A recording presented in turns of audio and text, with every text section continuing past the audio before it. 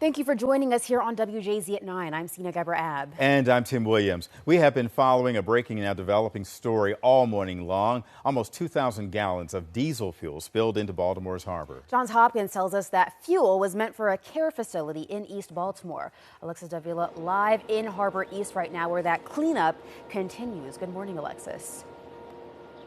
Hey, good morning. Yes, so right now we're at the waterfront park along Lancaster Street to really see the cleanup efforts underway here, but also we're now getting a closer look at the water that we're talking about here. So you can actually see some of that oil just right on top here. We have a bit of that reddish hue. The further you go in, you'll see more of that the closer to the South Central Avenue Bridge here. But this red color hue, comes from, as we were talking about, the dye in the fuel. That's been confirmed by the environmental department with the state. Now, back here, you'll see up atop and even below here on the waterways, we have some crews on the platforms and even on boats continuing with these cleanup efforts. We have emergency personnel, tankers, and skimmers out here. We're learning more, though, about the timeline of all of this. We were told that yesterday at 9:30 in the morning is when Johns Hopkins alerted about this fuel spill. And the fire chief then told us that they brought out a harbor boom to this area that helped contain the oil to a 100 by 250 yard area right near this bridge.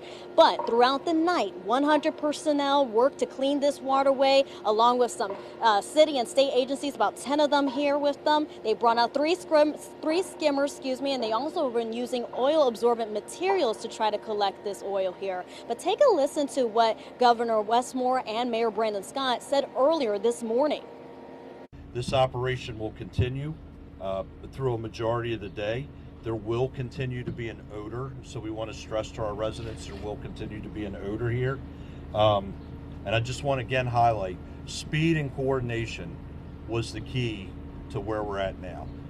Very speedy response, solid coordination, partnership with our state and federal resources have put us into the position right now. That's what's going to drive the remainder of the day and actually the coming days.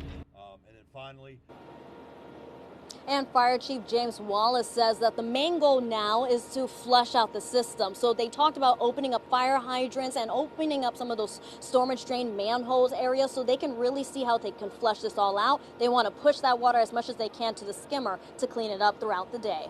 I'm Alexis Davila on your corner for WJZ.